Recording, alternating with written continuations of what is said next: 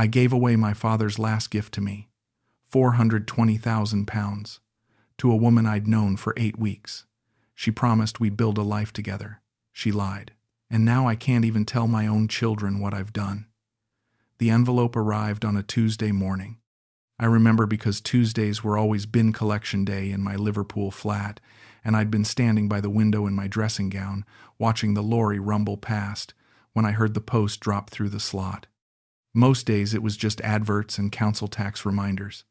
But that morning there was a cream-colored envelope with embossed lettering. Hartley & Sons, solicitors, my father's firm. I knew before I even opened it. My hands shook as I tore the seal. The letter was formal, cold, professionally distant. We regret to inform you of the passing of Mr. Edmund Sinclair on the 14th of March. As executor of his estate, we are writing to notify you that you have been named as sole beneficiary. The estate, after tax and administrative costs, totals £420,000 sterling. I read it 3 times. £420,000. From a man who hadn't spoken to me in 15 years. From a father who'd told me, the last time we'd stood face to face in his study, that I'd made my choices and he'd made his. That was after my divorce. After I'd told him I was leaving Margaret, he'd called me selfish, called me a coward, said I was throwing away everything that mattered for some midlife fantasy. We never spoke again, and now he was dead, and he'd left me everything.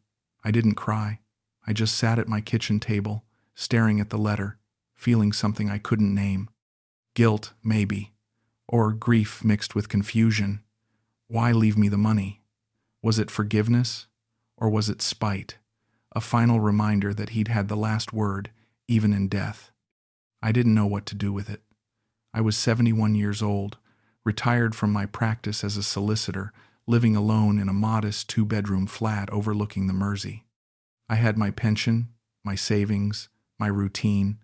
I didn't need £420,000, but I also didn't know how to refuse it. The money transferred into my account within 3 weeks. I watched the numbers appear on my online banking screen and felt sick. It sat there, untouched, while I went about my days. I'd wake up, make tea, read the paper, go for walks along the river. But the money was always there in the back of my mind, like a weight I didn't know how to carry. I started thinking about going away, somewhere warm, somewhere I could think clearly without the gray Liverpool sky pressing down on me. I'd always been fascinated by Southeast Asia. I'd read about it, watched documentaries, imagined what it might be like to sit in a cafe in Manila or Bangkok and just breathe. So I booked a ticket, 1 month in the Philippines. A modest hotel in Quezon City. No plan, no itinerary, just time. I told my daughter Claire I was taking a holiday. She was pleased. "It'll be good for you, Dad," she'd said on the phone. "You've been cooped up too long." I didn't tell her about the inheritance. I didn't know how to explain it yet. I arrived in Manila on a Saturday evening. The heat hit me the moment I stepped off the plane. Thick, humid, enveloping, the kind of heat that makes your shirt stick to your back within minutes. I took a taxi to my hotel, checked in, and spent the first night lying awake, under the air conditioning unit, listening to the sounds of the city outside my window. Horns, voices, the hum of motorbikes. I felt completely alone, and somehow that felt right. The first week, I wandered. I visited Rizal Park, walked through Intramuros, sat in churches I didn't understand but found beautiful anyway. I watched families, couples, groups of friends laughing together. I felt invisible.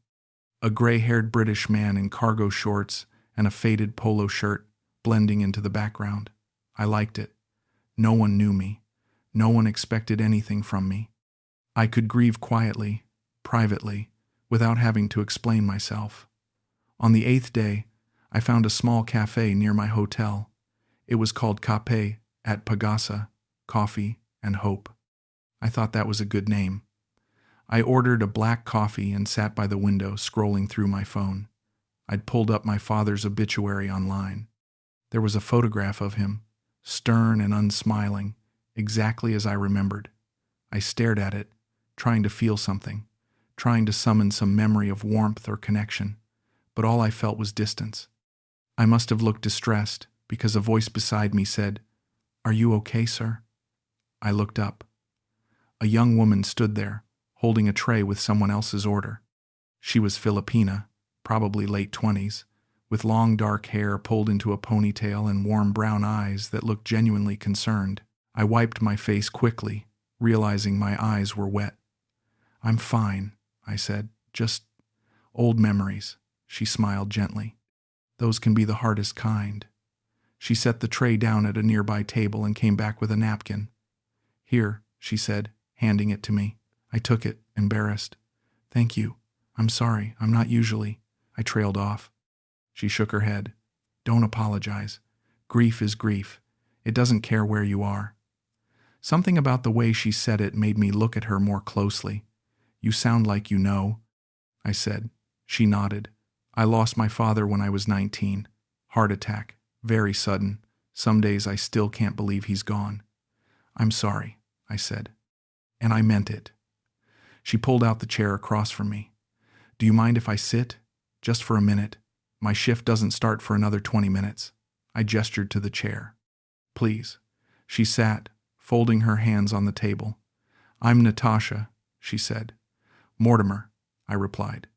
"That's a strong name," she said, smiling. "Old-fashioned," I said. "Like me," she laughed softly. "There's nothing wrong with old-fashioned. It means you have roots." We talked for 15 minutes. She asked me where I was from, what brought me to Manila, how I was finding the city. I told her I was here to think, to process some things. She didn't press. She just listened, nodding at the right moments, asking gentle questions that didn't feel invasive. When her shift started, she stood and said, "If you ever want to talk more, I'm here most afternoons. This is my second job. I work mornings as a receptionist at an office building nearby. I might take you up on that," I said. "Please do," she said, and she smiled again before walking back to the counter. I sat there for another hour, nursing my coffee, feeling something I hadn't felt in a long time. Seen. The next day, I came back, and the day after that, each time, Natasha was there. We'd talk during her breaks, sometimes just for 10 minutes, sometimes for half an hour. She told me about her family, her younger brother who was studying engineering, her mother who sold vegetables at the market. I told her about Liverpool, about my work as a solicitor, about my daughter and grandchildren. I didn't mention the inheritance yet. I didn't mention my father, but I felt comfortable with her, safe. On the fourth day, we met for dinner. It wasn't planned. I'd come to the cafe late in the afternoon, and she'd said, "I'm done in an hour. There's a little Filipino restaurant nearby. My treat." "I can't let you pay," I'd said. She'd laughed. "Then we'll split it. Come on, Mortimer. You need to eat real food, not just hotel buffets." The restaurant was small, tucked down a side street, with plastic chairs and fluorescent lighting. But the food was incredible. She ordered for both of us. Adobo, sinigang, lumpia, rice. She explained each dish, watched me try them, smiled when I said how good it was. "You're easy to please," she said, "or you're just a good guide," I replied. We talked for 2 hours. At some point, the conversation turned to loss. "You said you were here to process things," she said carefully. "Was it someone close?" I hesitated. Then I said, "My father. He passed a few weeks ago." Her face softened. "I'm so sorry, Mortimer." "We weren't close," I said quickly. "We hadn't spoken in years. It's complicated." "Grief is always complicated," she said, "especially when there's unfinished business." I looked at her, surprised. "That's exactly what it is," I said. "Unfinished business. I don't know how to resolve it. He's gone. And I never got to." I stopped, my throat tight. She reached across the table and touched my hand lightly. "Maybe you don't resolve it. Maybe you just learn to carry it differently." I nodded, unable to speak. Her hand stayed on mine for a moment longer. Then she pulled back. "Thank you," I said finally, "for listening. For this. I've been very alone." "You don't have to be," she said quietly. and something in the way she looked at me made my heart beat faster. Over the next 2 weeks, Natasha and I saw each other almost every day. We'd meet for coffee, for meals, for walks through the city. She showed me places tourists didn't usually go: markets, neighborhoods, hidden parks. She introduced me to her friends, her co-workers. I felt like I was part of something, like I belonged. I knew it was dangerous, what I was feeling. She was 43 years younger than me. She lived in a different world. But when I was with her, I didn't feel 71. I felt alive. One evening we were sitting by Manila Bay, watching the sunset. The sky was streaked with orange and pink, and the water shimmered in the fading light. Natasha was quiet, looking out at the horizon. "Can I ask you something?" she said finally. "Of course," I said. "Your father," she said carefully. "Did he leave you anything? I mean, besides memories?" I swallowed. "He did," I said. "He left me money, a lot of money." She turned to look at me. "How much is a lot?" £420,000, I said. Her eyes widened. "Mortimer, I know," I said. "It's overwhelming. I don't know what to do with it." "Have you thought about what you want to do with it?" she asked. "Not really," I said. "It's just sitting in my account. I can't bring myself to touch it. It feels like it's not really mine." She was quiet for a moment. Then she said, "Maybe he left it to you because he wanted you to have a new beginning, a second chance. I'm 71. I said, laughing bitterly. "How many second chances do I get?" "As many as you take," she said. And she smiled at me, that warm, gentle smile that made me feel like maybe she was right. That night, back in my hotel room, I thought about what she'd said. A second chance. What would that look like? I lay in bed, staring at the ceiling, and I realized I was thinking about Natasha, about staying here, about building something. The idea terrified me. But it also thrilled me. For the first time in years, I felt like I had a reason to wake up. A week later, we had dinner at a quiet restaurant in Quezon City. Natasha had been quieter than usual that day, a little distracted. I asked her if everything was okay. She sighed. "I've been thinking a lot lately," she said, "about my life, about where I'm going." "What do you mean?" I asked. She looked down at her plate. "I've been working as a receptionist for 6 years, Mortimer. I make enough to help my family, but I want more. I want to build something. Something of my own." "What kind of something?" I asked. She pulled out her phone and opened a folder of images. "I've been dreaming about this for years," she said, handing me the phone. "A cafe, a real one, not just coffee, but a community space where people can meet, work, host events. I've done all the research. I know the location I want. I've even sketched out the layout." I scrolled through the images, hand-drawn floor plans, photos of similar cafes, budget estimates. "This is incredible," I said. "You've put real thought into this." "I have," she said, "but I don't have the capital. I've been saving, but it's not enough. And banks here, they don't lend to people like me. Not without collateral." She looked at me, her eyes vulnerable. "I'm telling you this because you're the first person who's ever really listened to me, who's made me feel like my dreams matter." I felt something shift in my chest. "They do matter," I said. "And you deserve to see them come true." She smiled, but there was sadness in it. "I wish it were that simple," she said. We finished dinner in thoughtful silence. As we walked back toward my hotel, I kept thinking about what she'd said, about her dream, about the money sitting in my account, untouched, unused, about my father's voice in my head, telling me I was selfish, that I never thought about anyone but myself. Maybe this was the way to prove him wrong. Maybe this was the way to honor the inheritance. Not by hoarding it, but by using it to build something good, something real. That night, I couldn't sleep.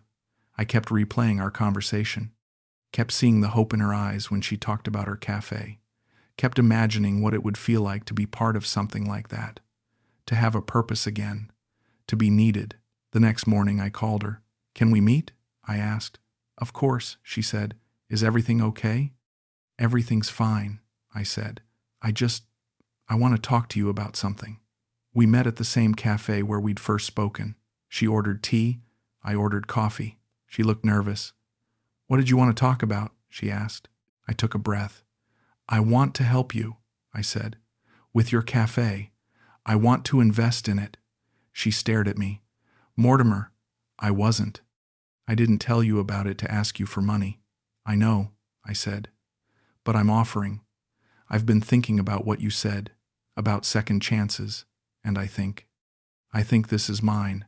Helping you build something, being part of something meaningful. That's what I want to do with my father's money. Mortimer, she said, her voice shaking. That's too much. I can't ask you to do that. You're not asking, I said. I'm offering, please. Let me do this.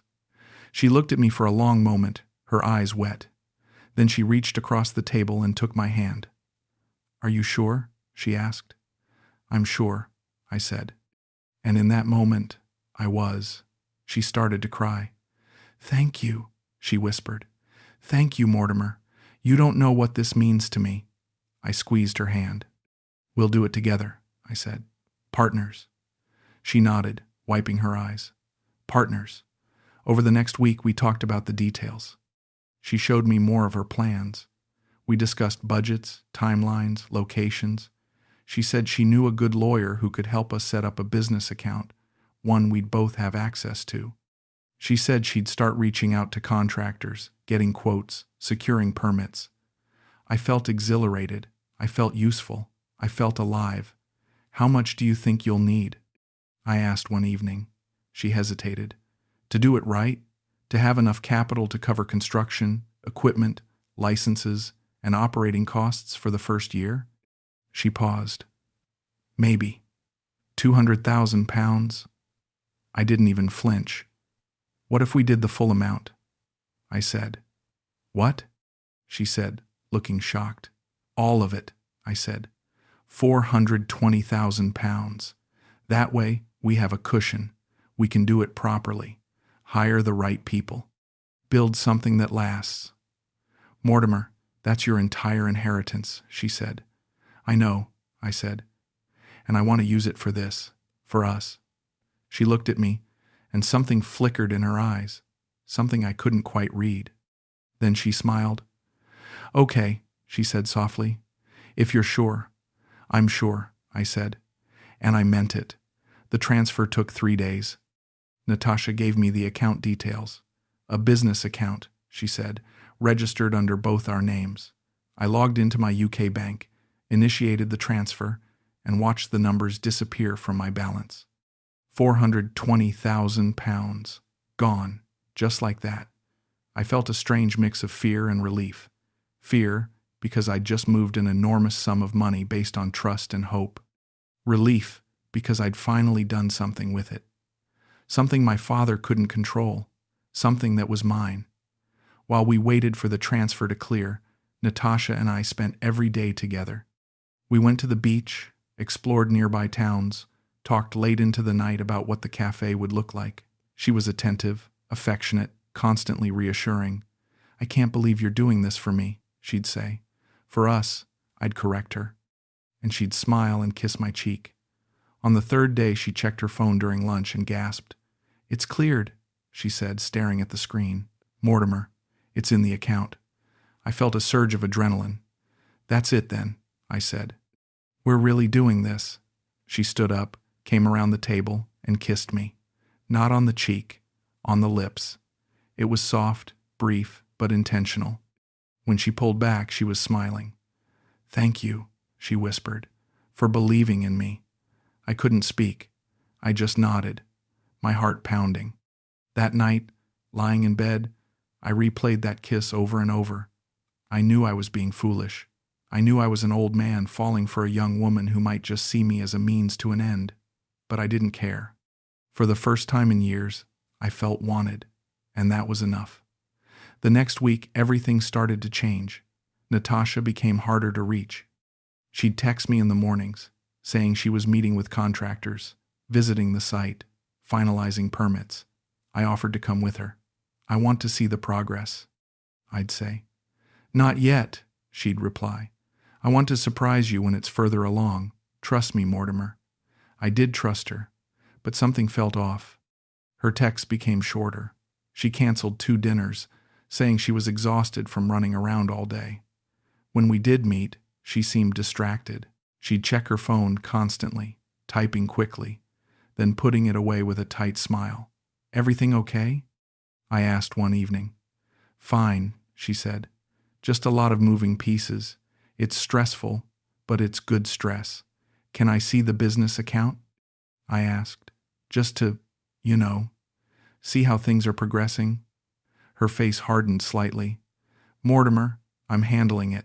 The paperwork is still being processed. Once everything's finalized, I'll show you everything. But right now, you need to trust me. I felt a flicker of doubt, but I pushed it down. Of course I trust you, I said. I'm sorry, I didn't mean to. It's fine, she said, her tone softening. I know you're nervous, but everything is going according to plan. I promise. I wanted to believe her, so I did. But at night, alone in my hotel room, I couldn't sleep.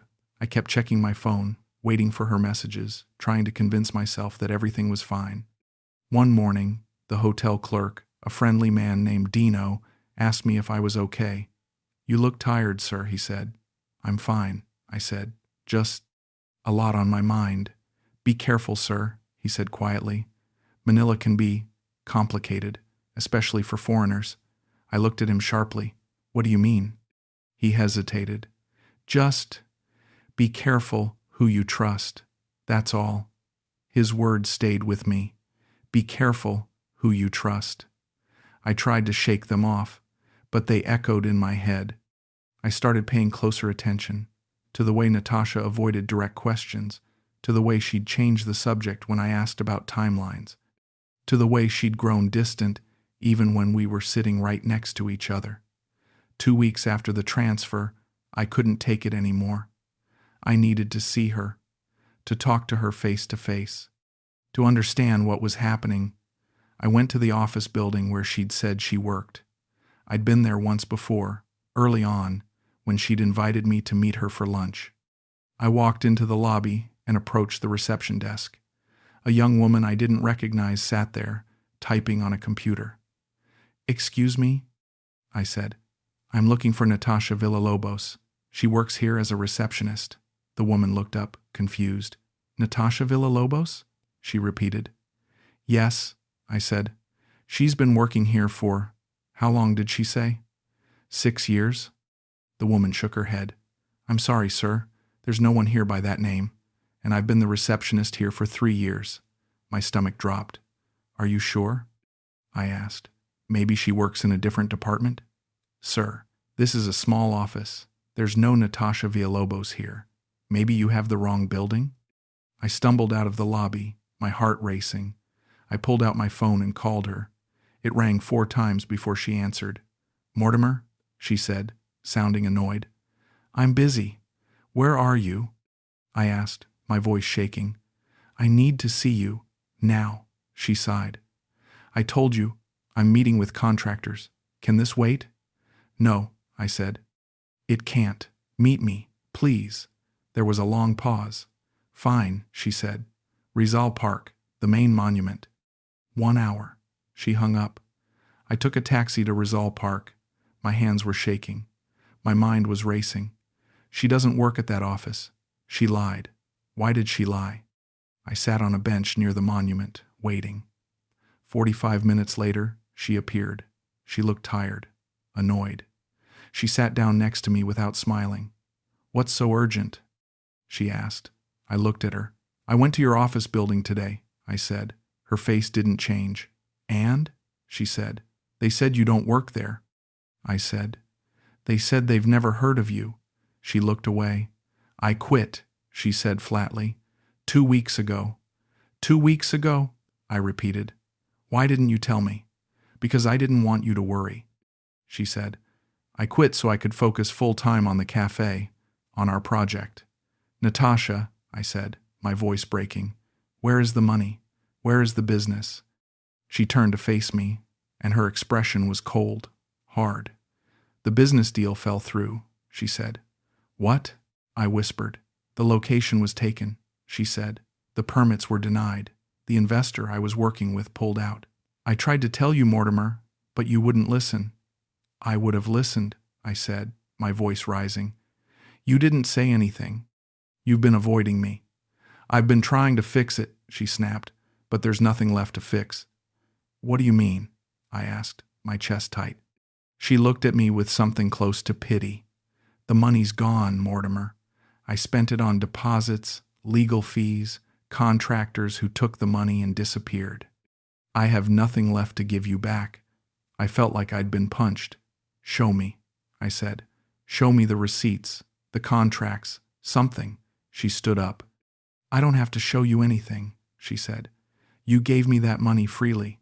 You said it was for us, for our future. You can't take it back now just because things didn't work out." "Natasha," I said, standing, my voice shaking, "please, please tell me the truth."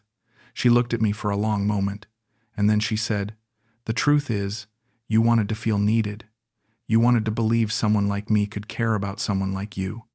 And I gave you that, but it was never real, Mortimer. You knew that. Deep down, you knew." I couldn't breathe. "So it was all a lie?" I whispered. "Not all of it," she said. "I did like you, at first, but the money, that's what mattered. And you knew that too." She turned and started walking away. "Natasha," I called after her.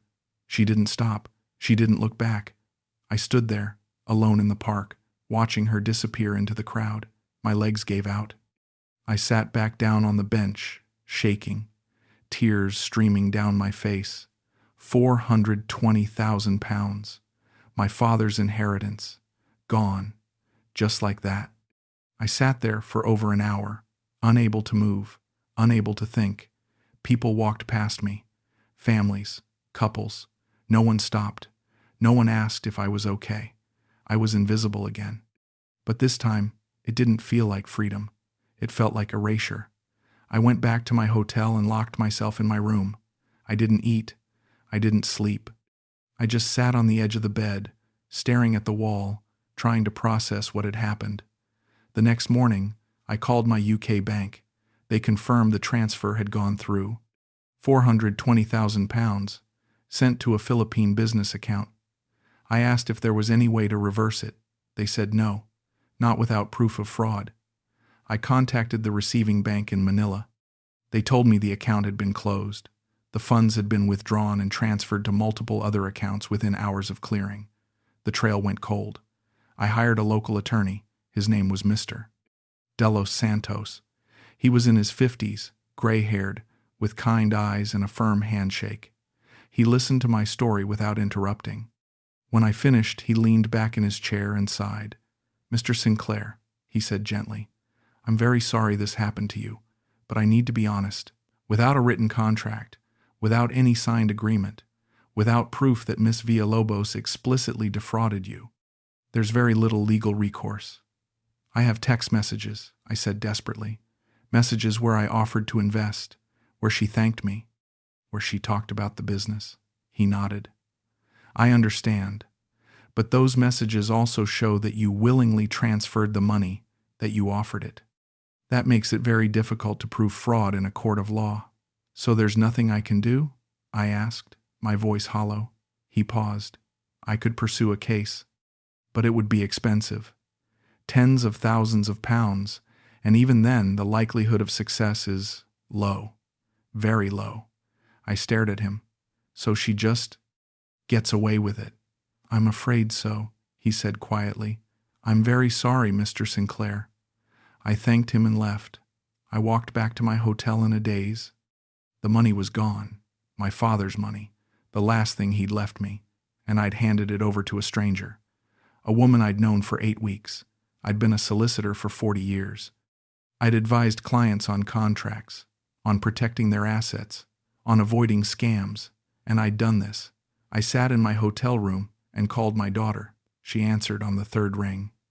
"Dad," she said brightly, "how's Manila? Are you having a good time?" It's fine," I said, forcing my voice to stay steady. How are the kids? They're great, she said. Busy with school. Oh, Dad, I wanted to ask, have you thought any more about the inheritance? Mom and I were talking, and we thought maybe you could set up a trust for the grandchildren, or invest it in something stable. What do you think? I closed my eyes. I'm still thinking, I said, still figuring it out. No rush, she said. Just, it's a lot of money, Dad. I want to make sure you're being smart about it. I will be. I lied. I promise. We talked for a few more minutes. She told me about her work, about the kids' school projects, about a holiday they were planning. I barely heard any of it. When we hung up, I sat on the edge of the bed and stared at my phone. I could never tell her. I could never tell anyone. The shame was too deep. I'd been a fool, a lonely, desperate fool, and I'd destroyed my father's legacy because of it. I spent the next 3 days in my room. I didn't go out. I didn't eat much. I just lay in bed, replaying every conversation, every decision, every moment I'd chosen to believe her. I kept thinking about that first day in the cafe, the way she'd approached me with a napkin, the way she'd listened. Had any of it been real, or had she seen me from the start as a target, a grieving old man with money and no one to share it with? I thought about the business plan she'd shown me, the sketches, the budget. Had any of it been real, or had she cobbled it together just to convince me? I thought about the kiss, the way she'd looked at me when the money cleared. Had she felt anything, or was it all performance? I'd never know. And that was the worst part, not the money, the not knowing. On the 4th day, I forced myself to get up, to shower, to eat. I walked to the same cafe where I'd met her. I sat in the same seat, by the window. The woman behind the counter, a middle-aged Filipina with a kind face, asked if I was okay. "You look tired, sir," she said. I smiled weakly. "I'm fine," I said. "Just a long week." She nodded and brought me a coffee. I sat there for an hour, watching people come and go, couples laughing, friends chatting, families sharing meals, and I felt completely, utterly alone. That evening, I booked a flight back to Liverpool. I couldn't stay in Manila anymore. Every street, every corner, reminded me of her, of what I'd lost, of what I'd done. On my last day, I walked through the city one more time. I went to Rizal Park. I stood at the monument where I'd confronted her. I closed my eyes and tried to feel something. Anger, rage, a desire for revenge. But all I felt was emptiness. She wasn't evil. She was just, opportunistic. She'd seen a lonely man with money and no purpose, and she'd given him what he wanted: attention, affection, hope. And in return, I'd given her everything. Maybe I'd known all along. Maybe part of me had understood that it was too good to be true. But I'd wanted so badly to believe, to feel wanted, to matter. And that need had blinded me. I took a taxi to the airport. I checked in, went through security, sat at the gate. My flight was delayed by an hour. I sat in a plastic chair, staring at the departure board, and thought about my father. I wondered what he would have said if he'd known. Would he have been disappointed, angry, or would he have understood? Would he have seen that I'd been trying in my own broken way to honor his memory? I'd never know that either. The flight home was 13 hours. I didn't sleep. I just sat by the window, staring out at the dark sky, replaying everything, every conversation, every smile, every lie. When we landed in Liverpool, it was raining. Gray skies, cold wind, exactly as I'd left it. I took a taxi to my flat. I unlocked the door and stepped inside. Everything was exactly as I'd left it. My books, my chair, my father's old photographs on the mantel. I sat down in my father's chair. The leather was worn, cracked in places. I'd always meant to replace it, but I never had. I sat there for a long time, staring at the wall, thinking about the inheritance, about the £420,000 that was supposed to mean something. It was gone, but I was still here.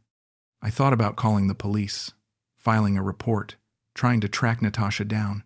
But what would be the point? The money was gone. The trail was cold. And even if I found her, even if I confronted her, what would that change? I thought about telling Claire, about confessing what I'd done, but I couldn't. The shame was too heavy. I'd spent my entire career advising people not to make decisions like this, and I'd done it anyway. I'd let loneliness and grief make me reckless, and now I had to live with it. Over the next few weeks, I tried to return to my routine. I went for walks. I read. I made tea. But everything felt hollow. I'd wake up in the middle of the night, heart pounding, replaying that moment in the park when Natasha had walked away. I kept thinking about what she'd said. You wanted to believe someone like me could care about someone like you. She was right. That's exactly what I'd wanted. And I'd paid £420,000 for the illusion. One evening, Claire came to visit. She brought the grandchildren. They ran around my flat laughing, asking me about my trip. Did you see any elephants, Granddad? My youngest grandson asked. Wrong country, love, I said, smiling. But I saw some beautiful places. Claire made tea while the kids played. She sat down across from me, studying my face. You look tired, Dad, she said. Are you okay? I'm fine, I said. Just adjusting. Jet lag. She didn't look convinced. Have you thought any more about the inheritance? She asked. I felt my chest tighten. Not yet, I said. I'm still figuring it out. She nodded slowly. You know, Dad, if you ever need help, if you ever want to talk about anything, I'm here. You know that, right? I looked at her. My daughter, so much like her mother, strong, practical, kind. I know, I said. Thank you, love. She reached across the table and squeezed my hand. I worry about you, she said. Being here all alone. I'm all right, I said, really. But I wasn't, and I knew she knew it. After they left, I sat in my father's chair again. I thought about the inheritance, about what it was supposed to represent, forgiveness, reconciliation, a second chance. I'd wanted so badly to make it mean something, to prove to my father, even in death, that I could do something good, something meaningful. Instead, I'd thrown it away. I'd given it to someone who saw me as nothing more than a means to an end, and now it was gone. But maybe that was the lesson. Maybe the inheritance was never about the money. Maybe it was about learning to live with my choices, with my mistakes, with the consequences of my loneliness. I picked up my phone and opened my banking app. The account was nearly empty. Just my pension and a little savings, enough to live on, enough to survive. I closed the app and set the phone down. I wouldn't tell Claire. I wouldn't tell anyone. I'd carry this alone. It was my burden, my mistake, my shame. And maybe, in some strange way, that was my father's final gift to me. Not the money, but the weight of it. The reminder that choices have consequences, that trust has to be earned, that loneliness can make you blind. Months passed. Winter came. I settled back into my routine. I stopped thinking about Manila every day. I stopped replaying conversations in my head. I stopped checking my phone, hoping for a message that would never come. I'd see couples walking along the Mersey, and I'd think about Natasha, about the way she'd smiled at me, the way she'd made me feel, for a brief moment, like I mattered. And I'd feel a dull ache, not anger, not rage, just sadness. One afternoon, I was walking through the city center when I passed a travel agency. There was a poster in the window. Discover the Philippines. Paradise awaits. I stopped and stared at it. The white beaches, the blue water, the smiling faces. I thought about the cafe where I'd met her, about the park where she'd walked away, about the hotel room where I'd sat, broken, trying to understand what I'd done. And I realized something. I didn't regret going. I regretted what I'd done while I was there. But I didn't regret the trip itself, because for a few weeks, I'd felt alive. I'd felt hope. I'd felt purpose. It had been an illusion, a lie. But it had been something, and maybe that was worth something too. I turned away from the poster and kept walking.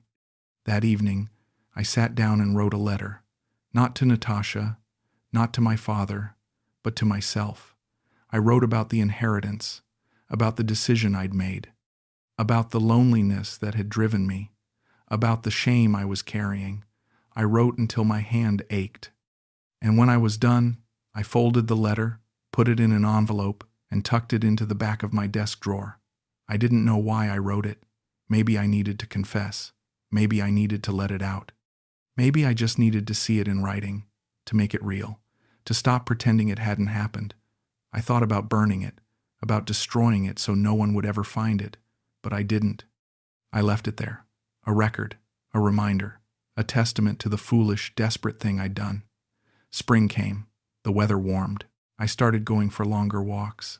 I visited the library. I had coffee with a few old colleagues from my solicitor days. I didn't tell them about Manila. I didn't tell them about the money.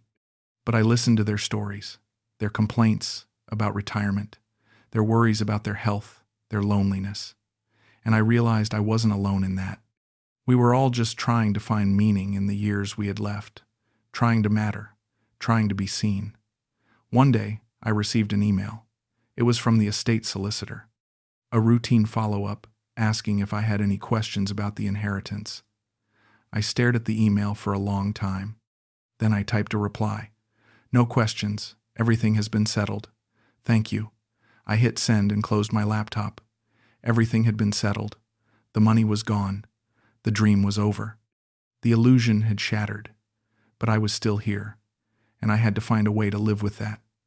I thought about my father, about the last time I'd seen him, about the anger in his eyes, the disappointment. I wondered if he'd be disappointed now, if he'd see what I'd done and shake his head, the way he used to when I was a boy and I'd made a mistake. Or maybe he'd understand. Maybe he'd see that I was trying, that I was just a lonely, broken man who'd made a terrible decision because he wanted to feel something again. I'd never know. And maybe that was okay. I sat in his chair that evening, as the sun set over the Mersey, and I thought about closure. People talk about closure like it's something you achieve, a finish line you cross. But I didn't think it worked that way. I didn't think there was a moment where the pain stopped, where the regret disappeared, where you woke up one morning and felt whole again.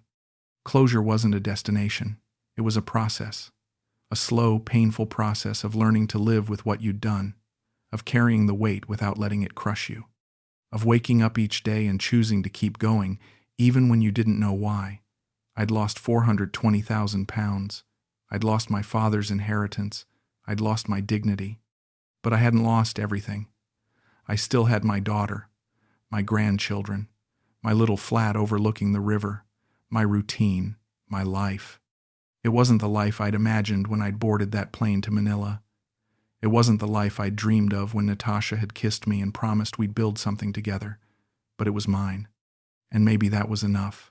I thought about Natasha sometimes. I wondered where she was, what she was doing, if she ever thought about me, if she felt any guilt, any regret. I doubted it. She'd done what she had to do. She'd seen an opportunity and taken it, and I'd let her. I'd wanted to believe so badly that I'd ignored every warning sign, every red flag, every moment of doubt. That was on me, not her, me, and I had to live with that. 1 year after I'd returned from Manila, I received a call from Claire. "Dad," she said, "I've been thinking, why don't you come stay with us for a bit? The kids would love it, and I think it would be good for you to not be alone so much." I thought about it, about leaving my flat, about being around people, about letting my guard down. "I'll think about it," I said. "That's all I ask," she said. After we hung up, I sat by the window, looking out at the city. The rain was falling softly, the way it always did in Liverpool. I thought about my father, about the inheritance, about Natasha, about the choices I'd made and the consequences I was living with. And I thought about what came next. I didn't have 420,000 pounds anymore. I didn't have a business. I didn't have a purpose, but I had time. And maybe, just maybe, that was enough to start again. Not with money, not with grand plans, but with small steps, with my daughter, with my grandchildren, with the life I still had left. I picked up my phone and texted Claire. "I'd like that," I wrote. "I'll come stay for a bit," she replied immediately. "I'm so glad, Dad. We'll get the guest room ready." I set the phone down and looked out at the rain. I didn't know what came next. I didn't know if I'd ever stop carrying the shame of what I'd done, but I knew I had to keep going. I had to keep trying, because that's all any of us can do. We make mistakes, we lose things, we hurt, we grieve, and then, somehow, we keep going. I stood up from my father's chair and walked to the window. I pressed my hand against the glass, feeling the cold seep through, and I whispered, to my father, to Natasha, to myself, "I'm sorry. I'm so sorry." But sorry didn't bring the money back. Sorry didn't undo the choices I'd made. Sorry didn't change anything. It was just a word, a hollow, useless word. I turned away from the window and walked to my desk. I pulled out the letter I'd written months ago, the confession, the record of my shame. I unfolded it and read it again, every word, every mistake, every moment of weakness. And when I finished, I folded it back up, put it in the envelope, and tucked it away again. I wasn't ready to let it go yet. Maybe I never would be, but I was ready to keep living, to keep trying, to keep moving forward even if I didn't know where I was going. Because that's what my father's inheritance had taught me. Not how to invest money, not how to build a business, but how to live with loss, how to carry regret, how to keep going when everything inside you wants to stop. I thought about Natasha one last time, about the cafe that never existed, about the future we'd never build, and I let her go, not with forgiveness, not with understanding, but with acceptance. She'd taken the money, I'd given it to her, and now it was gone. That was the truth, the simple, painful truth, and I had to live with it. I walked to the door, put on my coat, and stepped outside. The rain was still falling. The city was still gray, but I was still here. And that, I realized, was something. It wasn't closure, it wasn't peace, it wasn't redemption, but it was something, and for now, that was enough.